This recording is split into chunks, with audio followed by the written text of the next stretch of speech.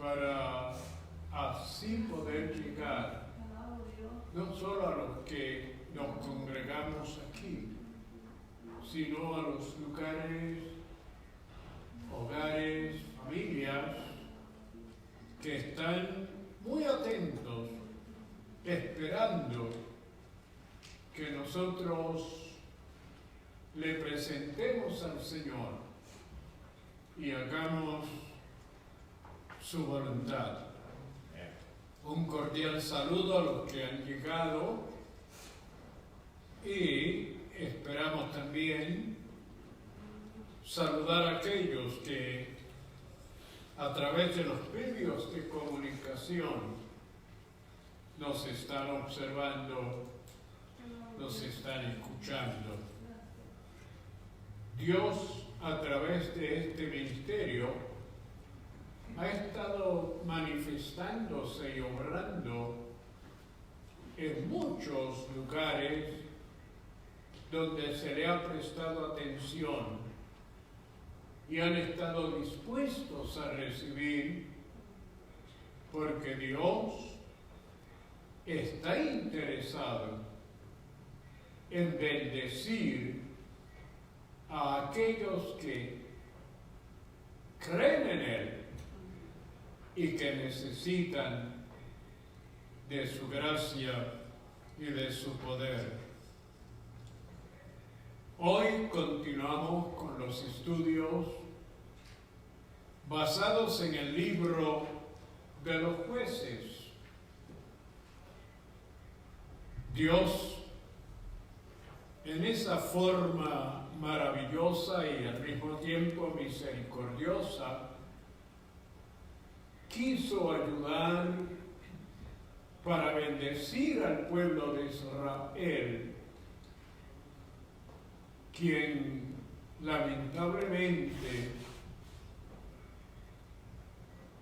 no permanecían fieles, sumisos a la voluntad de Dios, para que recibiesen muchas más bendiciones. Y Él estableció lo que llamamos los jueces, personas que podían ayudar a organizar las fuerzas armadas, los militares, para las guerras, quienes podían arbitrar en el pueblo cuando habían conflictos personales, podían acudir a estos jueces, quienes con la ayuda del Señor determinaban y deliberaban conforme a como ellos recibían de Dios dirección. Pero también era para motivar al pueblo a vivir una vida que agradara a Dios, para que así Dios no solo perdonara, sino para que Dios los bendijera y los protegiera.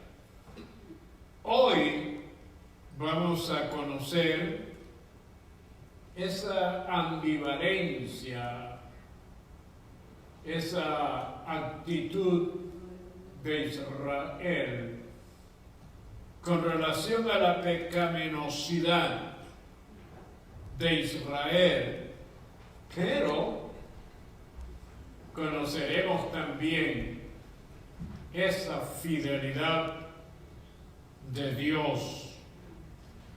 La verdad central, dice, los cristianos deben de aferrarse, hacerse firmemente de la fe en Jesús. El versículo clave se encuentra en Hebreos capítulo 3, versículo 12, dice, mirad, se les llama la atención a los hermanos, que no haya en ninguno de vosotros corazón malo de incredulidad para apartarse del Dios vivo. Damos lectura al texto que estudiaremos en Jueces, capítulo 2, versículos 10, 16, 18, 19, capítulo 3, versículos 9, 10, 14, 15, 21, 28 y el 30. Dice la palabra del Señor: y toda aquella generación también fue reunida a sus padres, y se levantó después de ellos otra generación que no conocía a Jehová, ni la obra que él había hecho por Israel. Y Jehová levantó jueces que los librasen de mano de los que les despojaban.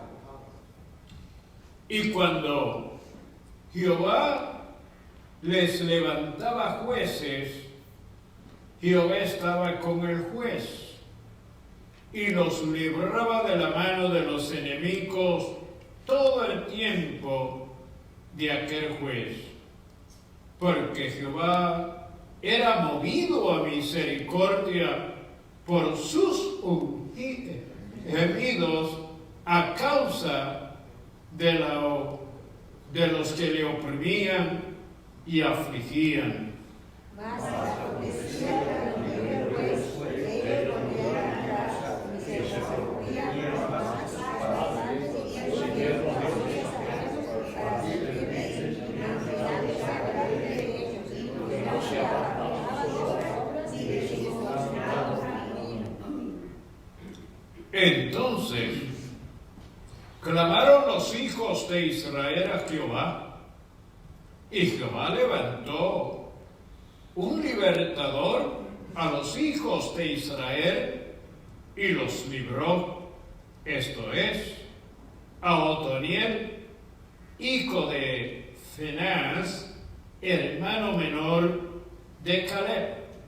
Y el Espíritu de Jehová vino sobre él, y jugó a Israel hacia la batalla, y Jehová entregó en su mano a Josán y a Israel, reyes de Asiria, prevaleció su mano contra Josán y Israel.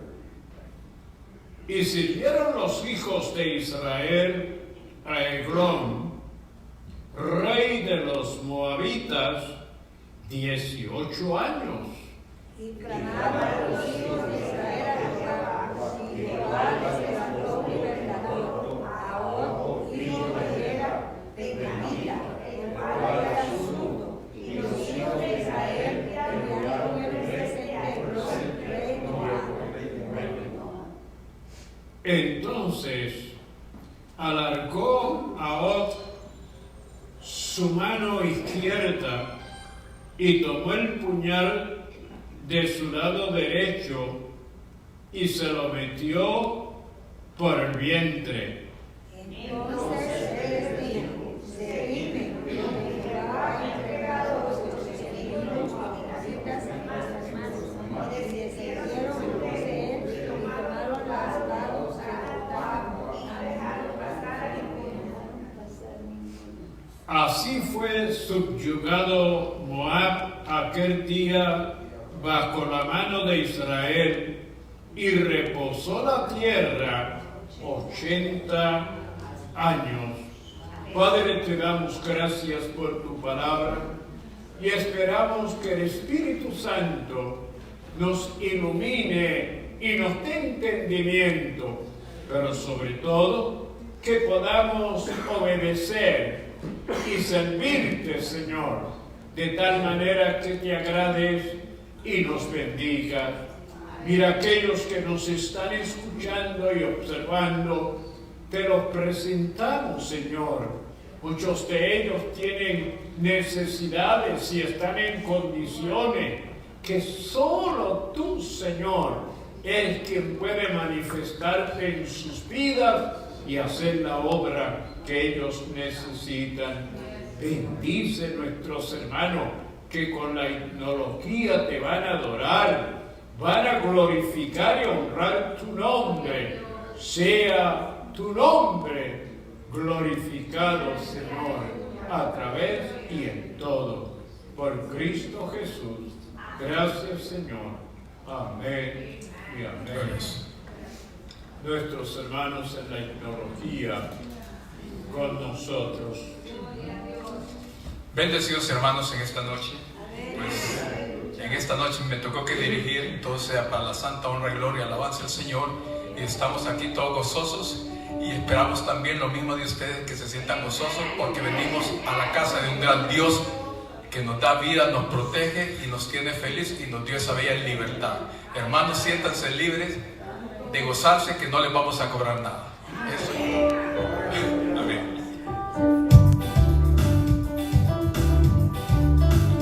Una mirada de fe, una mirada de fe es la que puede salvar al pecador. Una mirada de fe, una mirada de fe es la que puede salvar al pecador. Y si tú vienes a Cristo Jesús, Él te perdonará, porque una mirada de fe es la que puede salvar al pecador. Y si tú vienes a Cristo Jesús, Él te perdonará,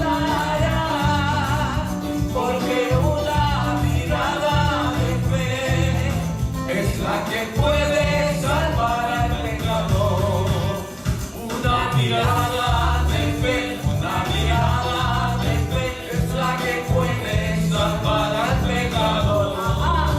Una mirada de fe, una mirada de fe es la que puede salvar al pecador.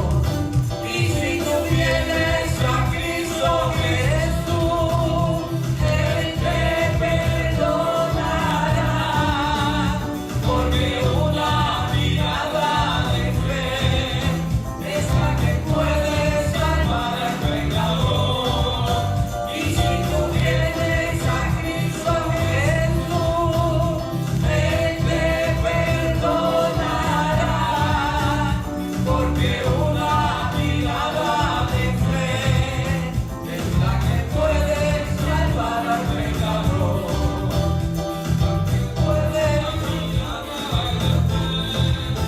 Es la que puede salvar al pecador, porque una mirada de fe es la que puede salvar al pecador. ¡Santo! Gloria a Dios. Apoyemos siempre esa fe y démosle más fuerza y más firmeza a nuestra fe ante el Señor, porque sí necesitamos cada día más en estos tiempos, en lo que estamos viviendo. Todos sabemos y no ignoramos eso, pero Cristo es suficientemente fuerte y poderoso para mantenernos firmes y seguir siempre adelante, hermanos. Adelante.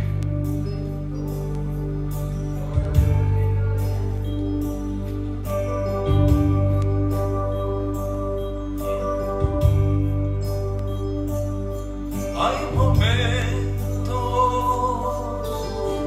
que las palabras no alcanzan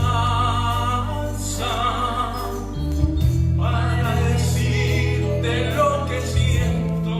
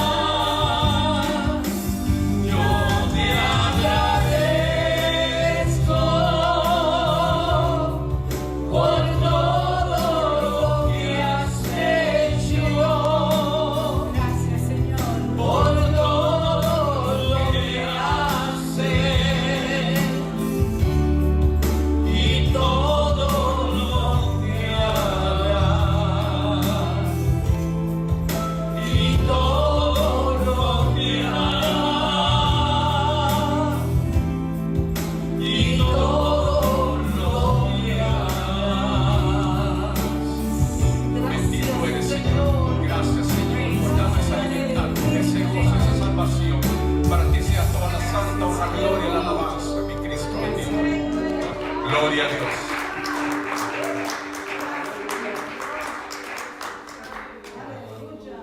Bendito sea el nombre del Señor. Y la fiesta continúa, hermanos. Si por favor podemos leer la palabra en 1 de Corintios, capítulo 4, del 1 al 5, por favor. Gracias.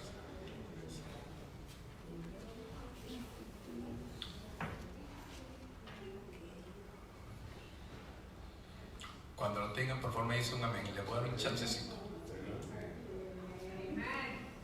Amén. Así pues, tengamos los hombres por servidores de Cristo y administradores de los misterios de Dios. Ahora bien, se requiere de los administradores que cada uno sea hallado fiel. Yo en muy poco tengo el ser juzgado por vosotros o por tribunal humano, y ni aún yo me juzgo a mí mismo, porque aún de nada tengo mala conciencia, no por eso soy justificado, pero el que me juzga es el Señor.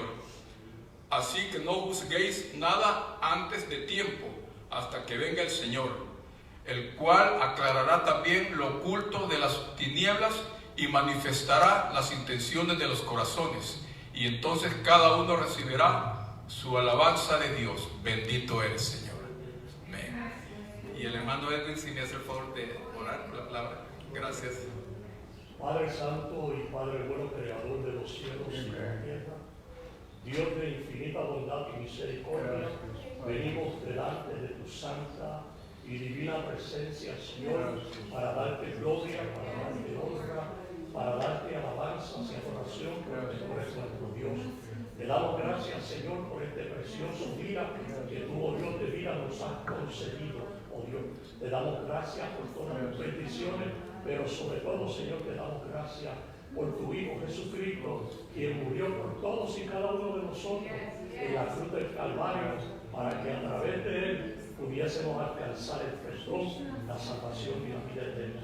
En este instante, Señor, te doy gracias también por esta palabra preciosa, maravillosa y poderosa, Señor, que tú nos has concedido, que tú nos has dado, Padre, para que a través de ella podamos conocer, podamos entender, podamos comprender los planes y los propósitos tuyos, Señor, para con todos y cada uno de nosotros, y para que también de la misma forma y de la misma manera podamos ayudar a otros a entender que Jesucristo es el camino, la verdad y la vida. Gracias te damos por ella, Señor, en el nombre de Cristo Jesús. Amén. Gloria a Dios, bendito. Gloria a Dios, hermano. Pues la fiesta continúa y es la hora de los diezmos, de las ofrendas, diezmos y ofrendas.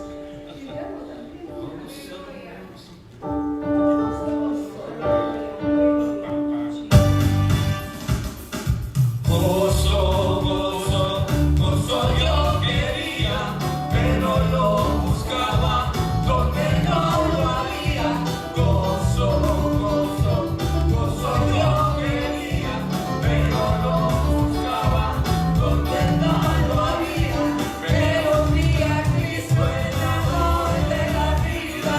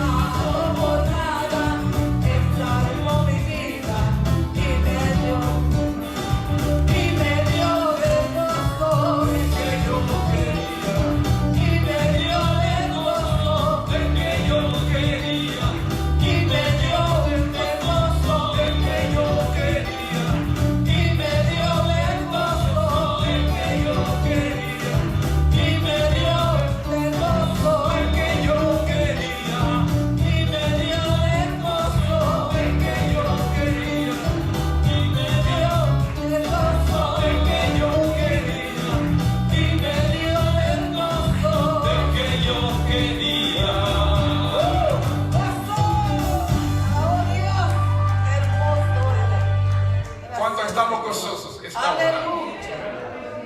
I know I am. Porque tenemos esa fuente de vida, ese Salvador, ese libertador que es digno de darle la honra y gloria cada día. Gloria a Dios, hermanos.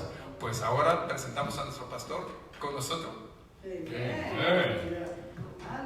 Alabado sea Dios.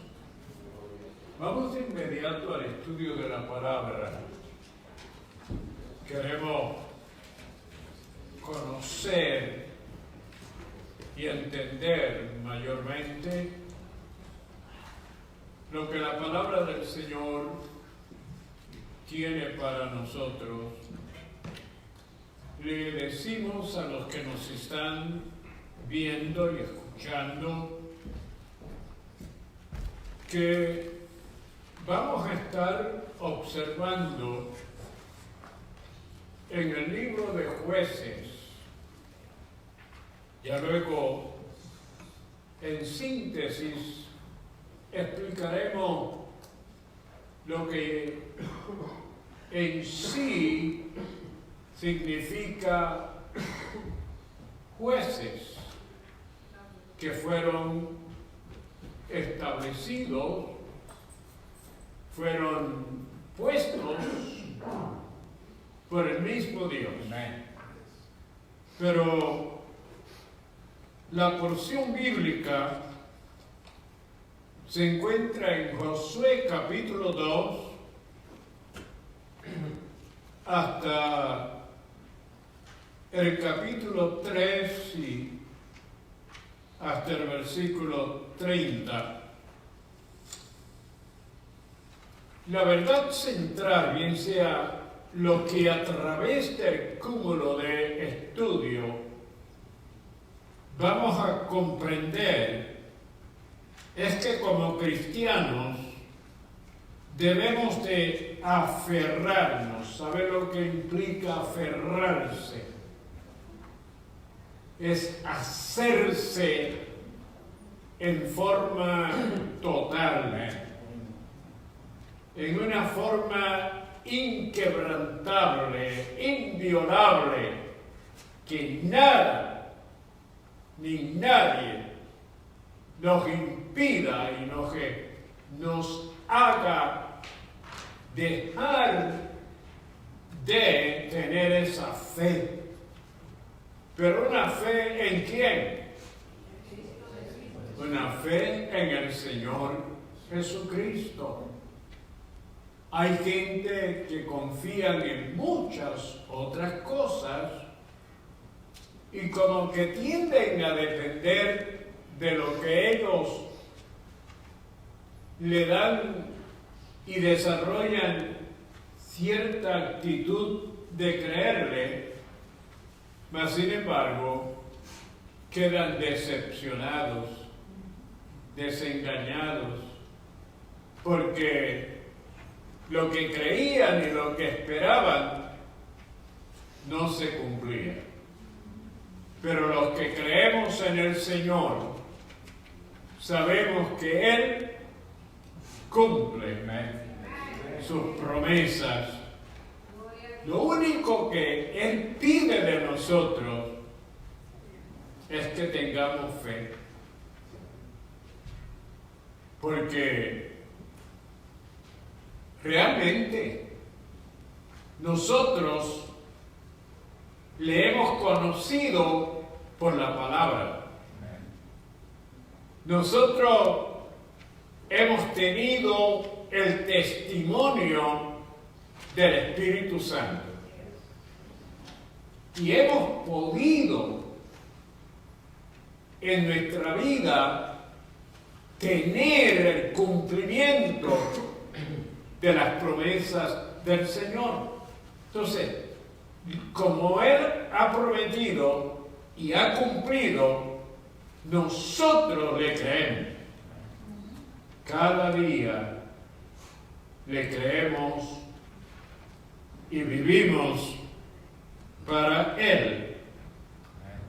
Pero viviendo en un mundo como este que nos rodea y las circunstancias que experimentamos, Hay el peligro de que se apropie del corazón de los creyentes, y eso esperamos que no suceda. Pero ya vamos a ver que sí sucede, que la condición e influencia de lo que está a nuestro alrededor a veces se apodera del corazón. Ahora, la palabra corazón tiene un significado que hay que entenderlo. El corazón es un órgano muy vital, muy importante en nuestra anatomía, en nuestro cuerpo. Y el corazón tiene un sistema que es el que hace que a través de todo nuestro cuerpo la sangre circule, la sangre corra desde el cuero cabelludo hasta la planta de los pies, las extremidades de las manos. La sangre fluye primero para proveernos la nutrición y la alimentación. Segundo, para extraer los desperdicios y lo dañino, perjudicial, para llevarlo a los riñones, que también son vitales. Pero la importancia del corazón es porque el corazón, fíjese, para él poder palpitar, necesita una corriente eléctrica. Yo no sé si usted sabe que en nuestro cerebro se produce una corriente que a través de un conducto llega al corazón y es el que lo hace palpitar. Pero ¿sabe qué? Cuando experimentamos bajo las circunstancias que nos rodean algo que nos emociona, algo que nos motiva, algo que realmente nos hace por un momento reaccionar, es porque todo lo que nosotros mayormente experimentamos, ¿sabe cómo es? A través de los 5 sentidos. Los 5 sentidos. Y a través de los 5 sentidos es que recibimos las impresiones que llegan a nuestro cerebro. Y cuando mire qué tremendo fue Dios al hacer esto. Y cuando es un momento que requiere acción, que requiere que hagamos algo, el sentido por el cual llega la motivación hace que se active en el cerebro la parte que hace que el corazón se acelere, que la palpitación se acelere. ¿Por qué? Para proveerle al cuerpo la energía, el vigor, la fuerza por medio de la sangre para hacer frente a la situación. Pero el corazón en la Biblia tiene un lugar muy importante, porque como le dije, es donde sentimos las emociones, las impresiones, por medio de esa motivación que a través de uno de los sentidos ha llegado y hace que el corazón comience a proveer sangre para fortalecer nuestro cuerpo, que podamos resistir y aguantar lo que nos suceda. Ahora, ese corazón, a él pueden llegar sentimientos, pensamientos y actitudes muy malas, especialmente la incredulidad.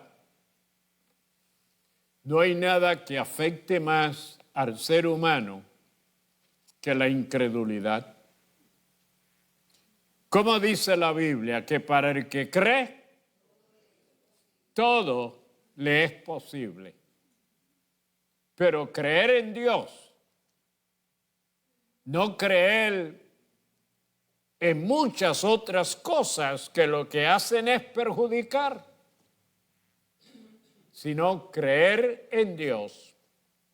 Y cuando llega el espíritu de incredulidad, de no creer, de no obedecer a Dios, entonces llega unas consecuencias y un castigo muy, muy violento. Israel es el nombre de un pueblo, de una nación. ¿Por qué se llama Israel? Lo que también conocemos por los hebreos y conocemos por los judíos, pues fue la experiencia que tuvo un hombre. ¿Lo recuerdan? Se llamaba Jacob. Y Jacob había estado siendo perseguido por su hermano. Se fue, se estableció, pero luego regresa. Y al regresar, él pensaba en su hermano Esaú, que podría actuar en venganza. Pero a Jacob le dio sueño. Y estaba durmiendo. Y en su sueño le aparece un ángel. Y el ángel le da las direcciones, cómo debe de actuar, qué debe de hacer. Y Jacob vio que era algo de Dios. Y cuando el ángel se fue a despedir, Jacob lo abrazó y le dijo: tú no te vas hasta que tú no me bendigas. En ese momento el ángel le hizo una pregunta. ¿Cuál fue la pregunta? Le dijo Jacob, o no le dijo Jacob, sino le dijo: ¿y cómo tú te llamas? Y él le dijo: yo me llamo Jacob. ¿Pero qué significa Jacob?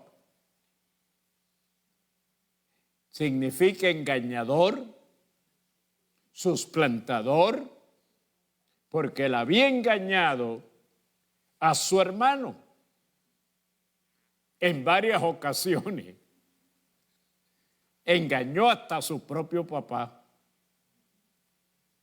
Y el ángel entonces le dice: de ahora en adelante no te vas a llamar más Jacob. Te vas a llamar Israel. ¿Pero qué significa Israel? Pues la palabra o el nombre Israel significa príncipe de paz. De ahora en adelante vas a ser pacífico.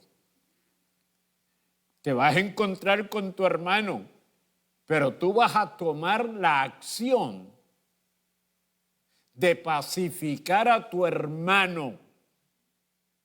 Que tu hermano entienda que tú no vayas como estabas antes, que engañabas y hasta robabas las cosas que no te pertenecían, sino que ahora tú vienes pacífico, tranquilo.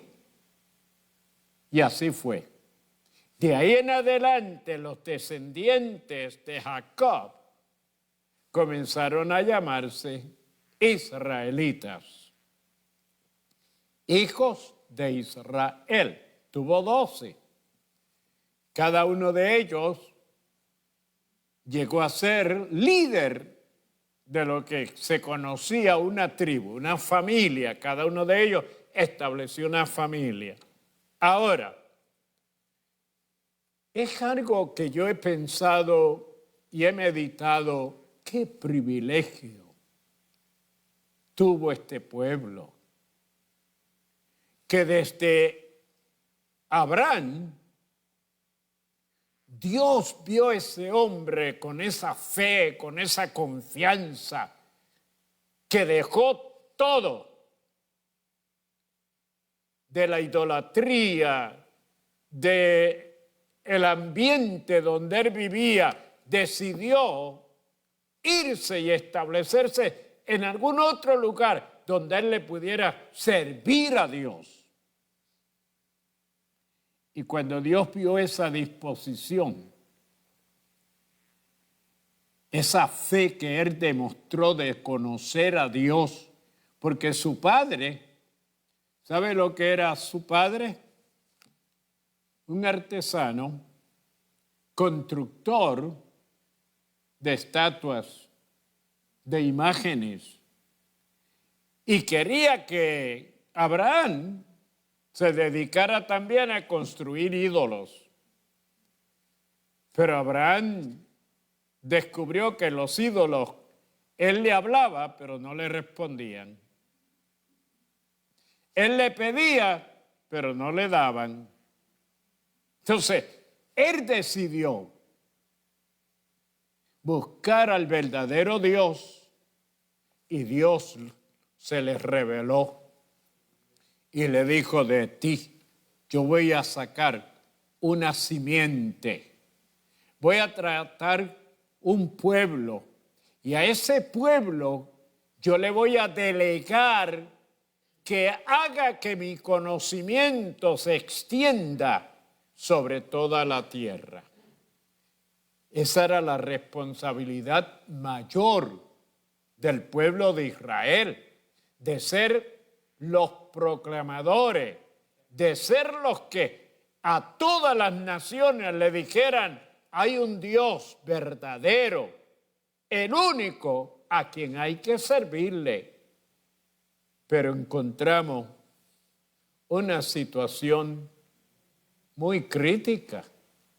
Y es que entonces encontramos que por un tiempo sí servían a Dios.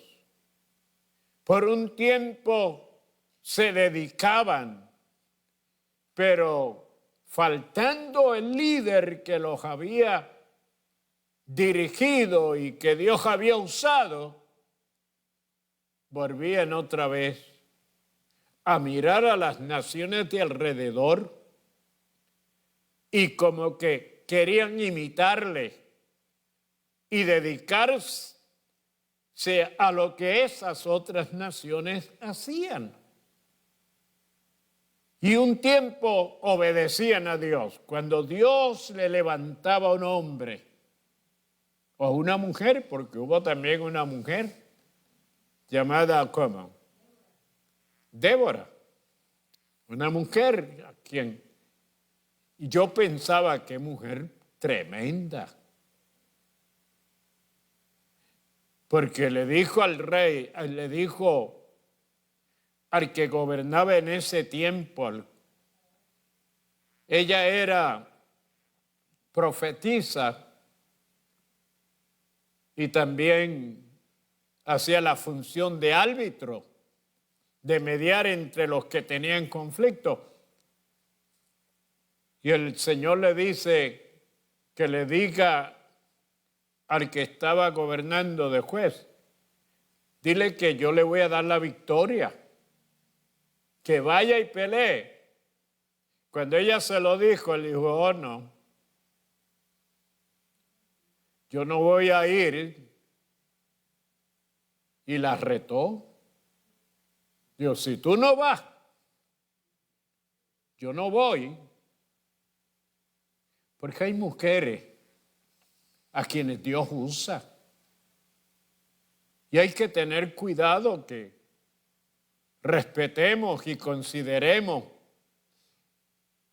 Hubo un tiempo que no se quería admitir el ministerio de las damas. Yo estoy aprovechando como pastor. Pero sí hay que reconocer que hay damas a quienes Dios llama. Y en quienes está el Espíritu de Dios. Y que en ellas también hay palabra de Dios. Bueno, dejamos a Débora, porque a través de este estudio, lo que vamos a comprender primero es que cuando hay rebeldía, rebelión, cuando hay desobediencia, cuando no hay sumisión, ¿a quién? Al Señor. Entonces vienen unas consecuencias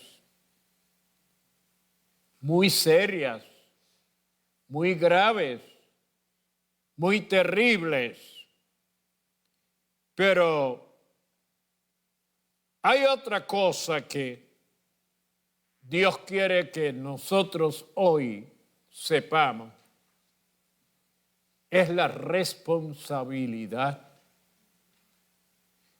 de enseñar a nuestra familia,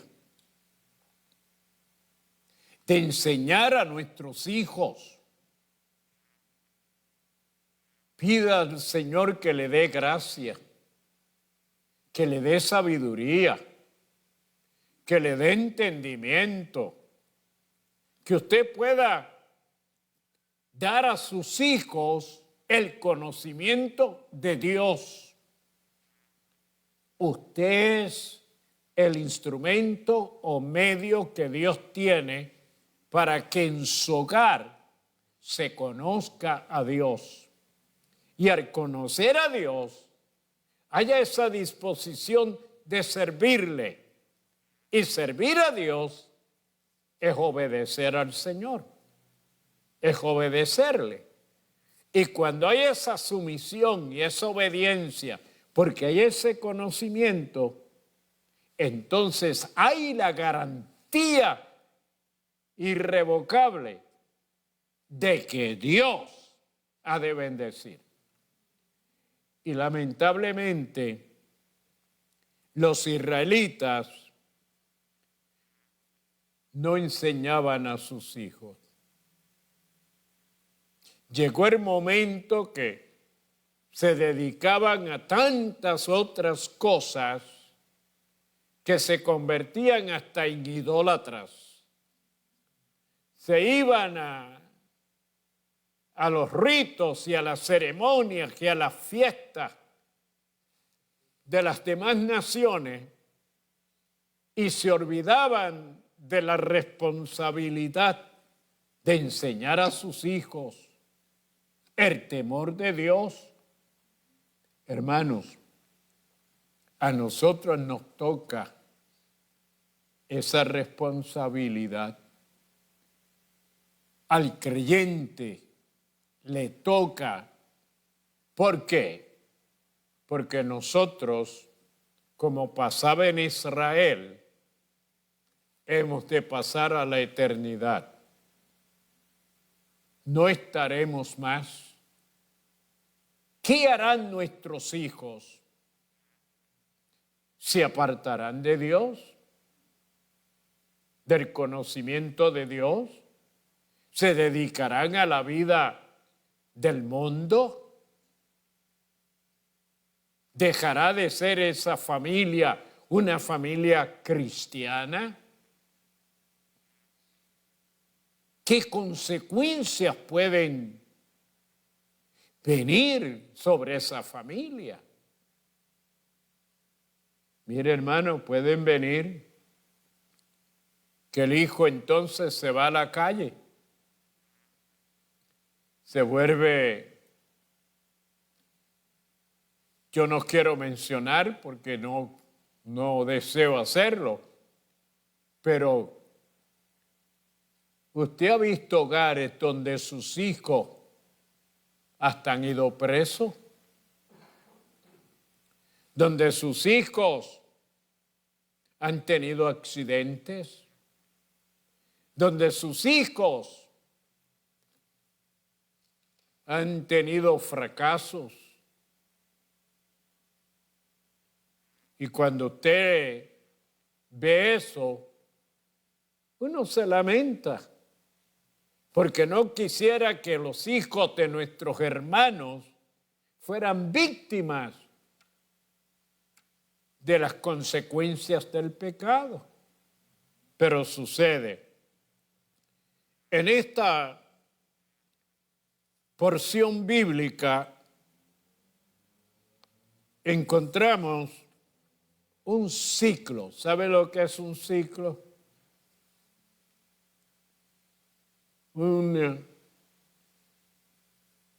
Como volver a lo mismo, circular, empezar, dar la vuelta y volver otra vez a la misma condición. Y lamentablemente Israel vivió en un ciclo de pecado y cuando sufrían las consecuencias, entonces buscaban a Dios, clamaban a Dios y lo grande es que Dios los escuchaba y tenía misericordia de ellos. Hay varios términos que quiero explicarle. Primero, ¿cómo se sobreentiende lo que es pecado? Pecado es la transgresión a la ley de Dios. Dios ha establecido el cómo debe de ser la conducta del ser humano. Y Él ha establecido mandamientos que hoy le llamamos y que siempre se le ha llamado la ley de Dios. Y Dios dio la ley y la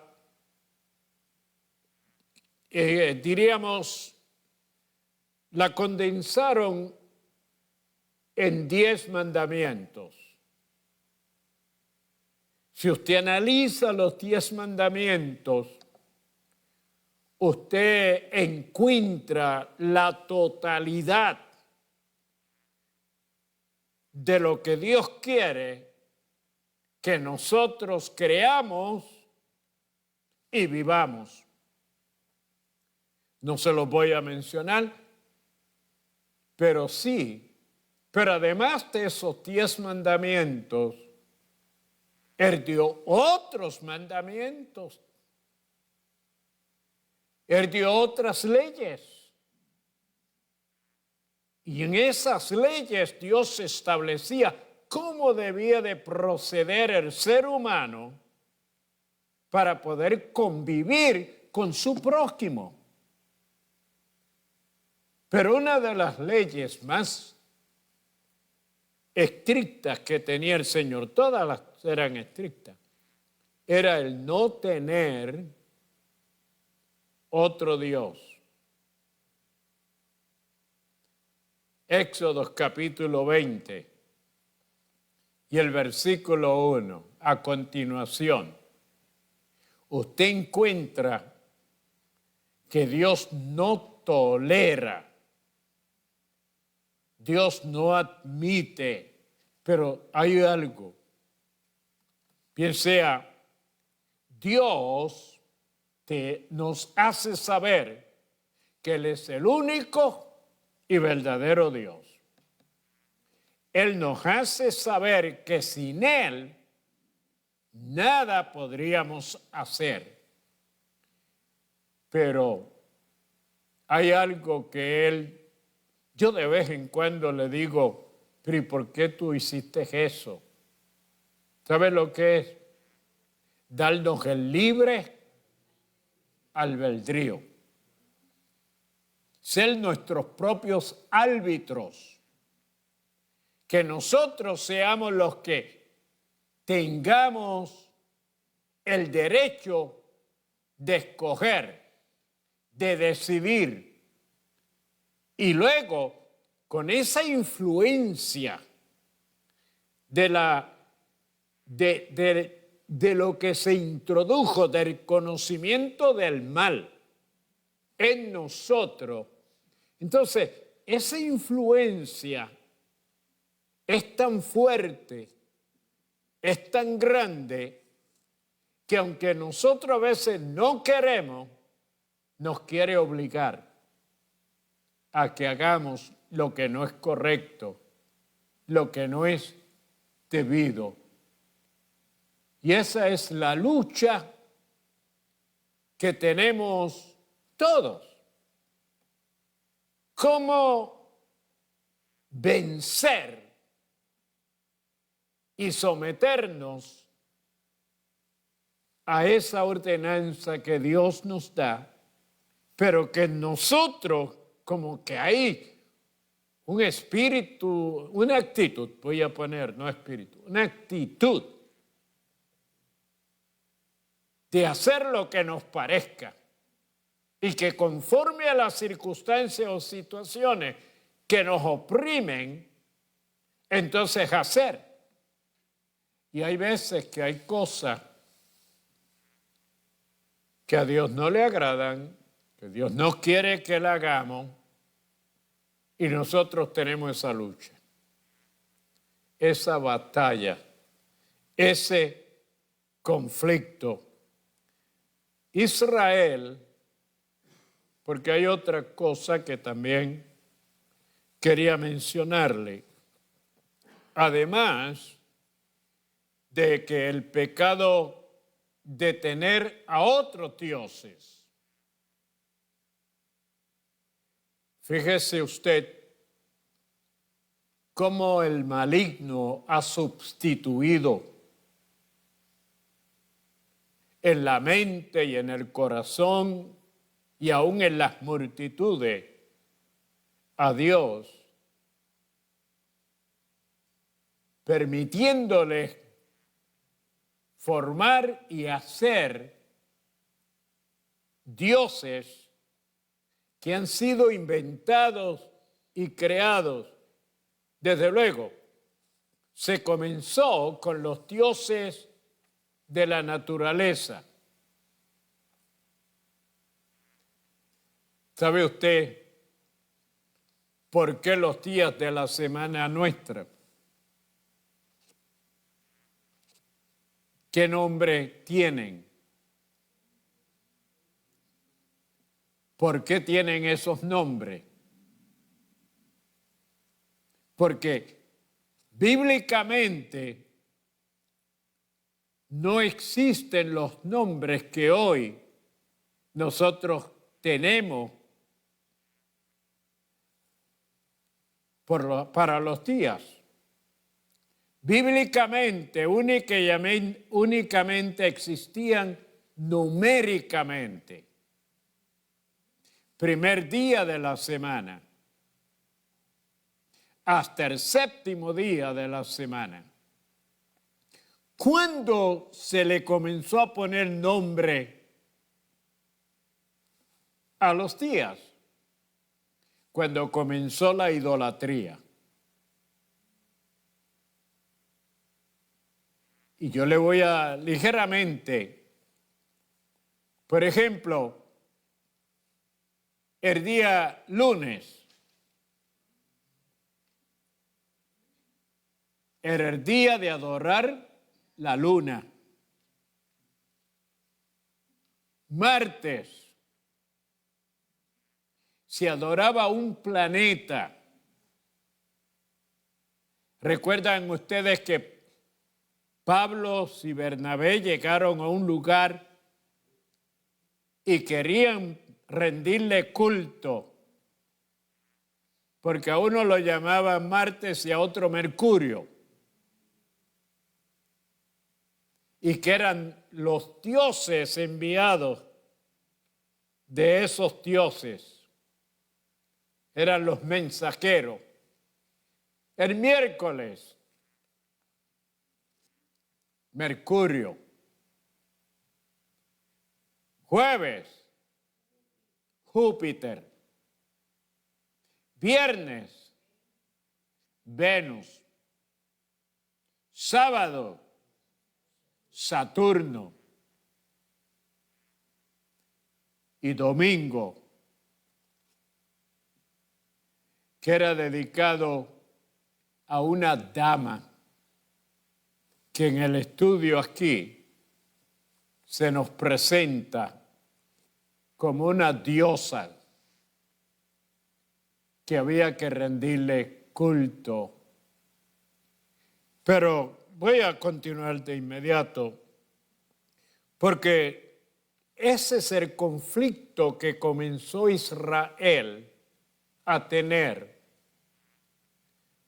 Aunque podría mencionarle sobre los signos zodiacos.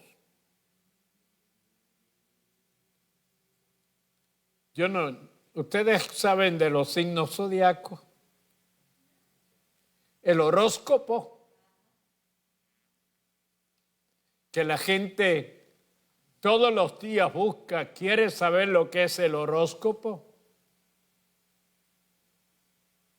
Comenzó con los griegos.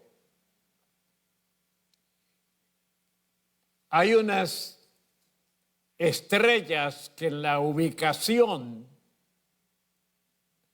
se pueden ver como una formación. Esas estrellas, en el tiempo de los griegos, los astrólogos empezaron a mirar y empezaron a darle imagen y a decir que la posición de esas estrellas, dependiendo del tiempo, determinaban las condiciones y el futuro de la gente. Y por eso usted encuentra gente dependiendo del horóscopo para hacer sus decisiones. Fíjese qué antigua es esa situación y que realmente en el principio eran beneficiosos, porque era lo que se usaba para viajar de un lugar a otro, siguiendo la posición de la estrella.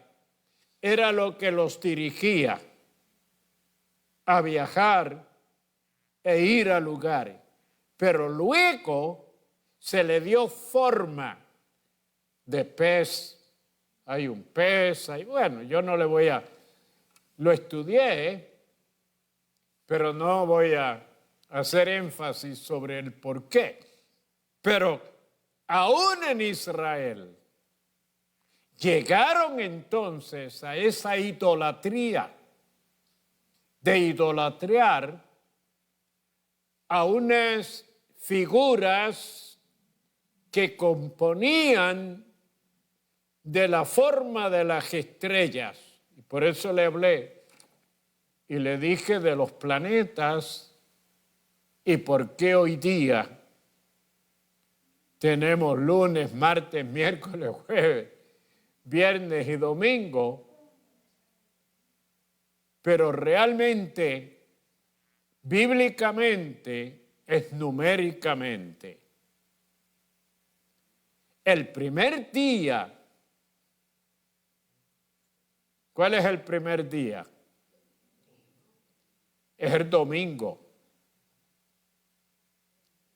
Y estoy saliéndome un poquito, porque el domingo, que es el primer día de la semana,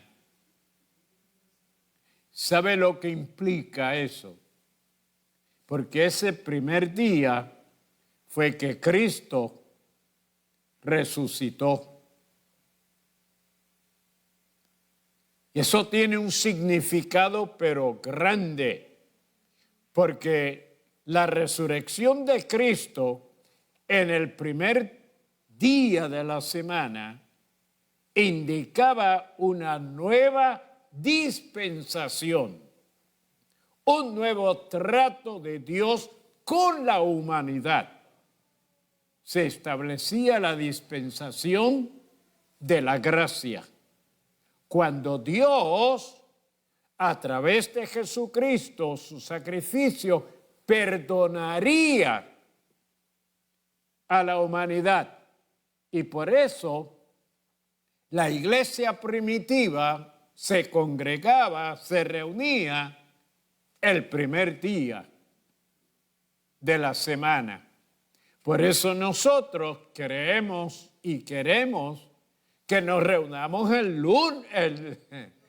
domingo, que es el primer día de la semana. ¿Por qué? Porque en la ley a Dios se le daba el último día. El séptimo día era el que se dedicaba entonces a Dios. En la gracia, Dios quiere que le demos la prioridad, el primer lugar. Bueno, a través de este estudio, comprendemos primero ese ciclo, esa actitud de Israel de imitar a las demás naciones y establecer hasta altares. Y llegaron, ¿sabe a qué? Con Dagón. ¿Sabe qué hacían? Dagón lo habían hecho de metal, de bronce. Era una estatua bien grande, pero esa estatua era hueca, quien sea, tenía una cavidad. Entonces le metían fuego y lo encendían hasta que se ponía rojo.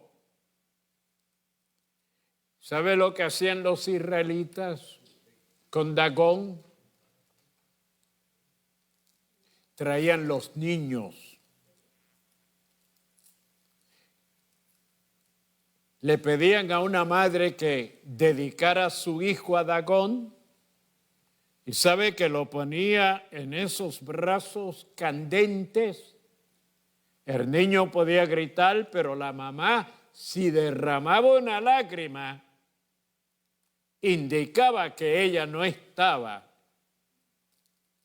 genuina o sinceramente dedicando a su hijo, y que entonces Dagón no lo iba a recibir. Dagón era de los filisteos, y una ocasión los filisteos se llevaron el arca del pacto de Dios. Y cuando llevaron el arca, para ellos habían hecho una conquista tan grande que creían que habían tomado dominio y control del Dios de los israelitas. Y llevaron el arca al templo de Dagón. Y pusieron el arca frente a la imagen de Dagón. Cuando fueron en la mañana a ver la imagen y a rendirle culto, encontraron que la cabeza de Dagón estaba en el piso. Se la pusieron y no habían entendido por qué la cabeza de Dagón estaba en el piso. Entonces lo que hicieron fue instalársela nuevamente,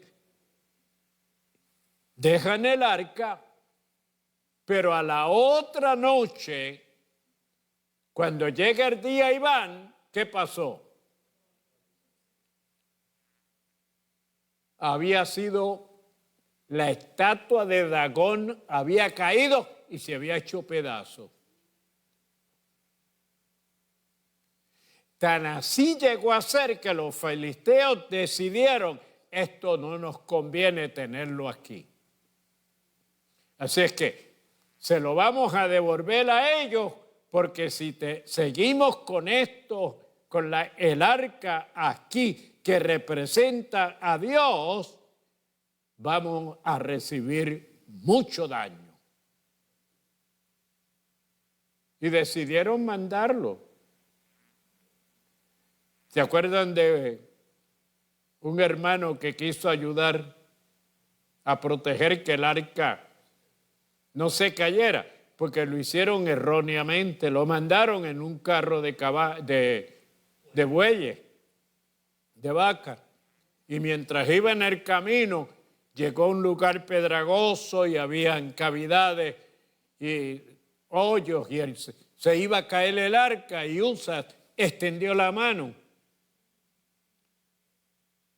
con la buena intención de que el arca no se... Ahí cayó muerto. Tuvieron que pararse y tuvieron entonces que determinar que el arca no era cargada por animales, tenía que ser sobre los hombros de los sacerdotes. Pero lo que aquí encontramos es la continuidad de Israel pecando, imitando a las demás naciones y sufriendo las consecuencias. Llega Otoniel. ¿Conocen a Otoniel? Sí, Otoniel era un joven. Era sobrino de Caleb. Y Caleb no había podido conquistar el territorio que le pertenecía, pero Caleb, y otra cosa, Caleb no era israelita. Caleb en Egipto se unió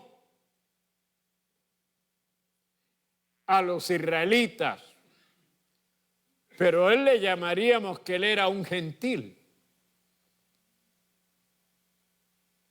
Su familia eran gentil desde el punto de vista general. Él no era de Israel,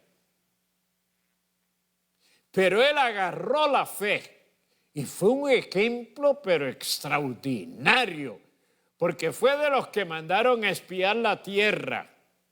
Y junto con Josué, él viene y él da testimonio de que el Dios a quien Israel le sirve puede destruir los enemigos. Y Dios lo recompensó, que le dio parte entre las tierras y las tribus. Ahora, ¿qué pasa? Él estaba viejo, bueno, vamos a decir anciano. Él había estado con Josué y Josué ya había muerto. ¿Cuánto tiempo hacía? ¿Cuántos años había tenido Josué? Josué duró 110 años.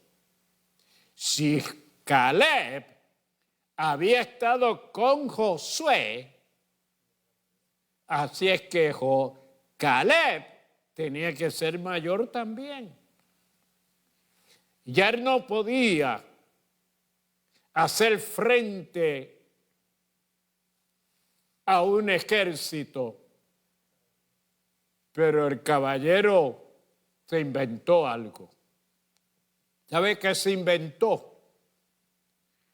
Él tenía una hija y parece que muchos le habían dicho a Caleb: oye, Caleb, tú vas a ser el suegro mío. Y Caleb dijo: no, yo tengo un plan. ¿Cuál fue el plan?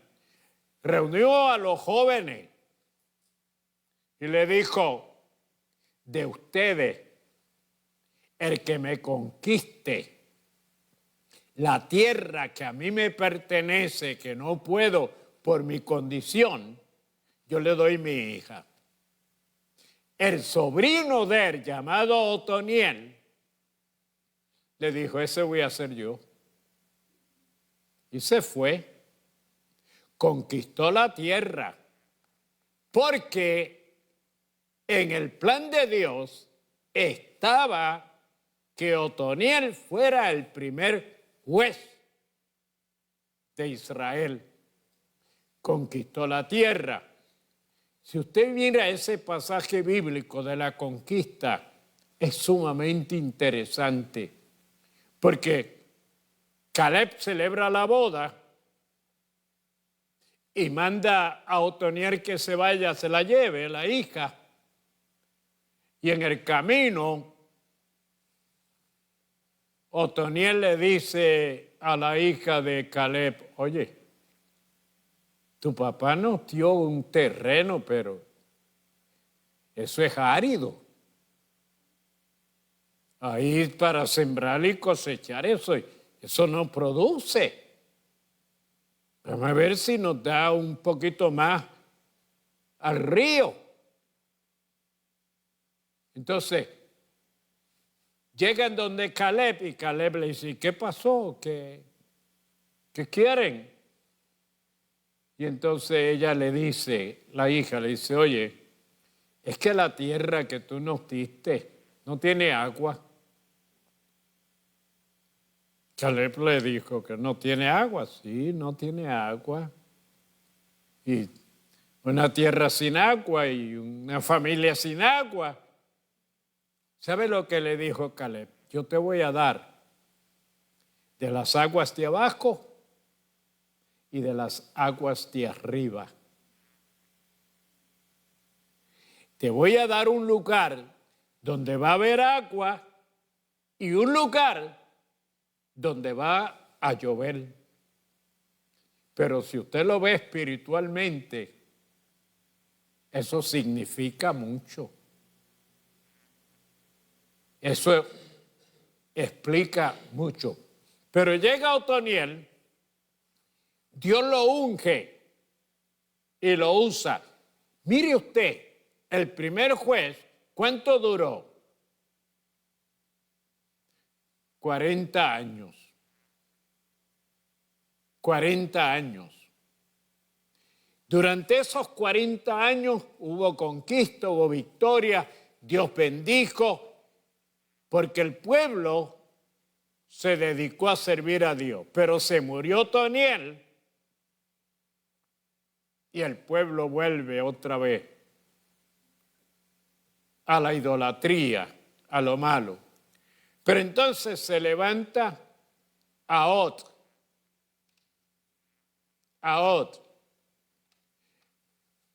Si ustedes estudiaron y vieron, o si leen la porción bíblica, ustedes van a notar que Ahod era ¿qué? Era zurdo.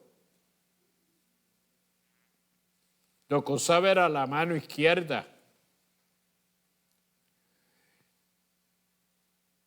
Mire, los izquierdos antes tenían muchos problemas. Yo tuve problemas. Porque mi tendencia era usar la mano izquierda. ¿Sabe cómo le decían a los izquierdos? Tú no entras derecho al cielo.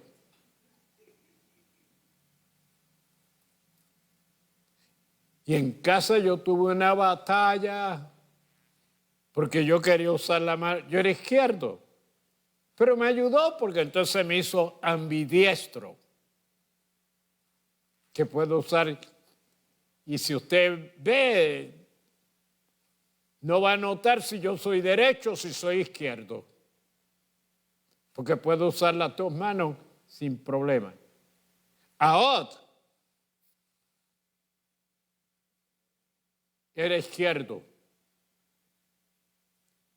Y Ahod, Dios lo llama para que sea el rey, para que sea juez.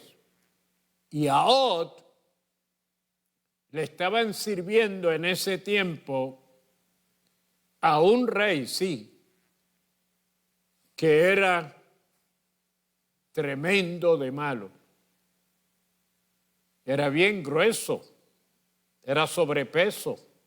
Si usted lee la palabra, va a encontrar que él era una persona bien obesa. Pero le exigía a los israelitas que le pagaran impuestos. Y Ahod aprovechó y dijo, tenemos que llevarle los impuestos. Yo voy a ir, pero ¿sabe qué hizo? Se preparó un puñal. Un puñal de 18 pulgadas de largo, de un codo de largo. Un codo son 18 pulgadas, desde aquí hasta la punta. Bueno, para algunos que tienen la mano grandísima, olvídese. Pero él lo preparó parecido a una espada. ¿Sabe dónde se lo puso? En el lado derecho. Fue y le llevó con el grupo representantes al rey, le llevó los impuestos, los tributos, y se le acercó y le dice en el oído, oye, yo tengo un secreto que no quiero que nadie lo sepa. Y es para ti, tengo un secreto. Así es que, si tú mandas a la gente que se vayan, yo te digo el secreto. Y el rey, posiblemente pensando que le tenían mucho más de lo que le habían dado, ordenó que todo el mundo saliese. O todo el grupo. Se fueron. Y él le dijo, pero hay que cerrar la puerta para que nadie oiga. Cerraron la puerta y ¿sabe lo que hizo? Sacó el puñal, se lo enterró hasta que le sacó los intestinos. Y luego lo dejó en el suelo. Salió y los que guardaban el rey, protegían al rey. Dijeron, pero el rey cerró la puerta, parece que lo que le dijo es tan grande y tan importante que no quiere que nadie le pregunte, nadie se entere. Y pasaron horas, pasó un día, cuando de momento alguien dijo, no, Tiene que pasar algo. Y cuando abren la puerta, el rey estaba en el suelo. Ya había expirado y con los intestinos por fuera. Viene entonces un lapso de tiempo de 80 años que el pueblo buscó a Dios, le sirvió a Dios y Dios los bendijo. Pero pasando los 80 años, otra vez a la perversión, a la idolatría. Ayúdenos el Señor. Que apreciemos lo que era hecho por nosotros y le obedezcamos en todo tiempo. No es fácil. Vivimos en un mundo que hace unas presiones. Hay un diablo que hace unas presiones, hay un demonio, hay tantas cosas, pero sostengamos nuestra fe y confianza en Él y no dejemos. ¿Sabe? Este es el tiempo,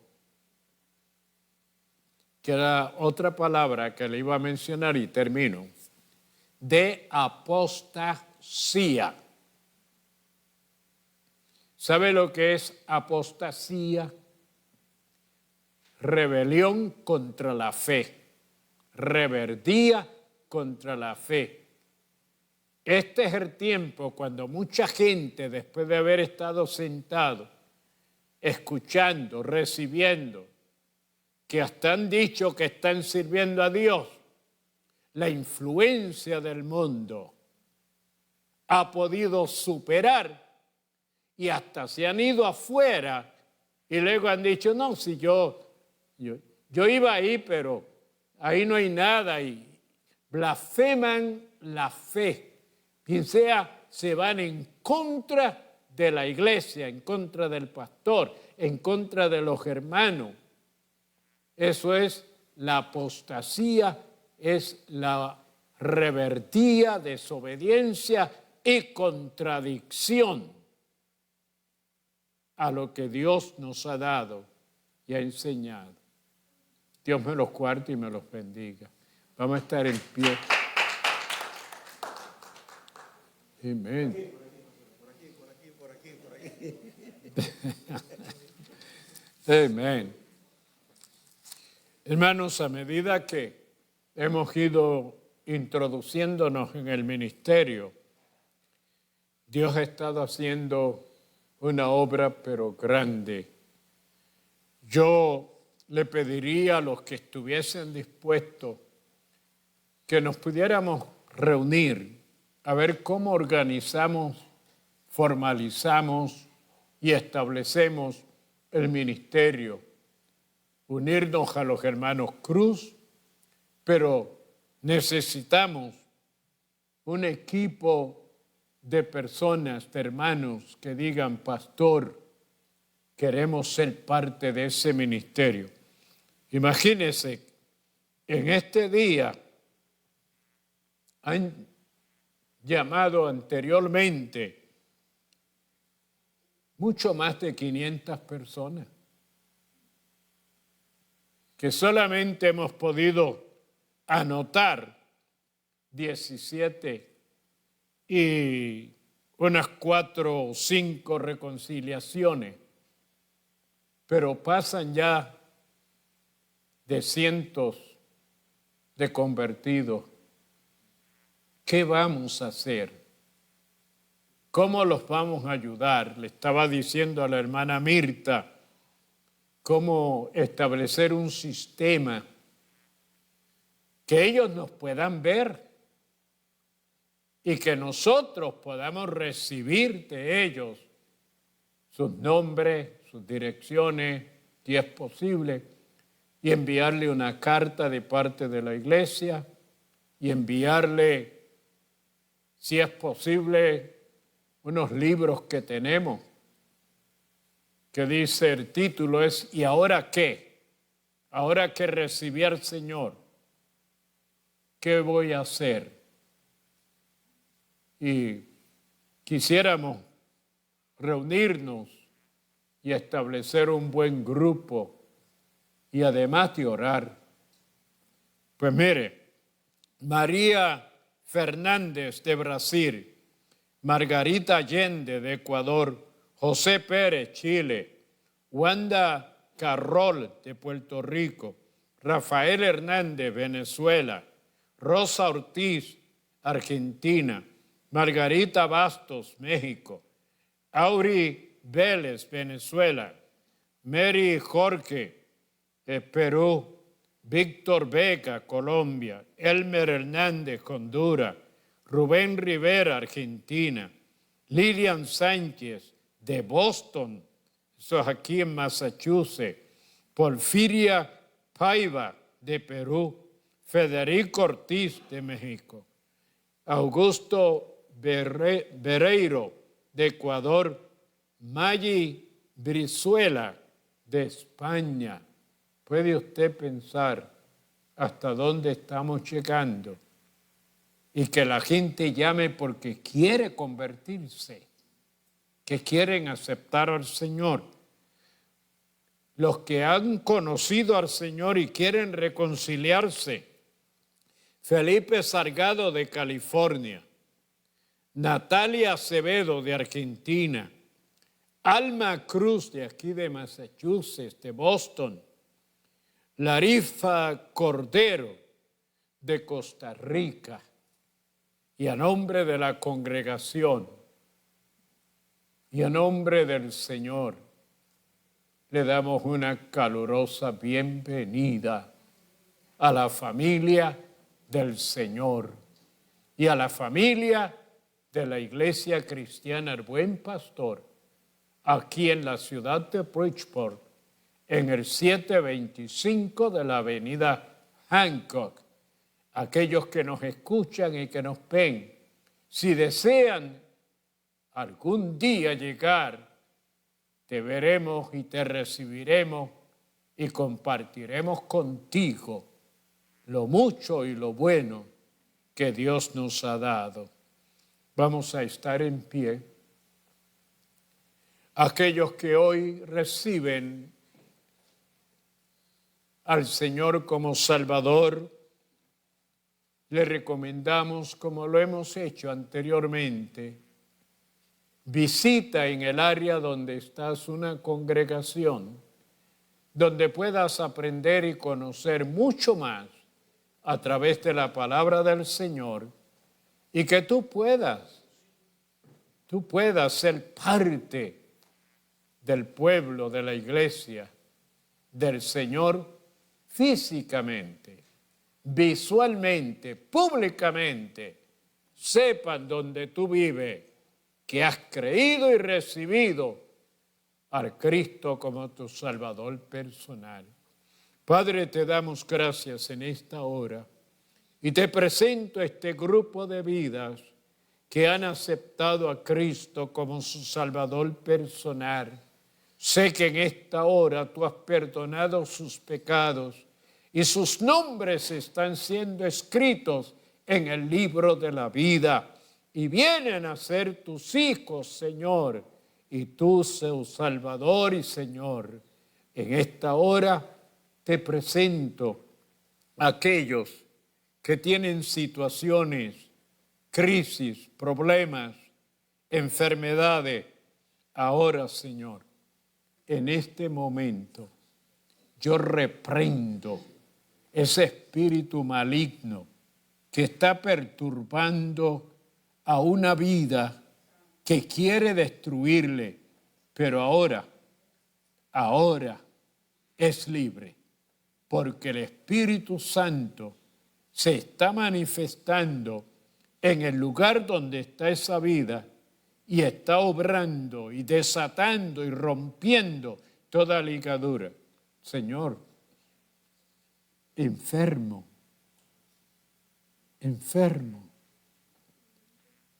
una enfermedad que le está consumiendo y destruyendo, pero que ahora Tú quieres poner tu mano sobre su cuerpo y sanarle, porque esa es tu voluntad.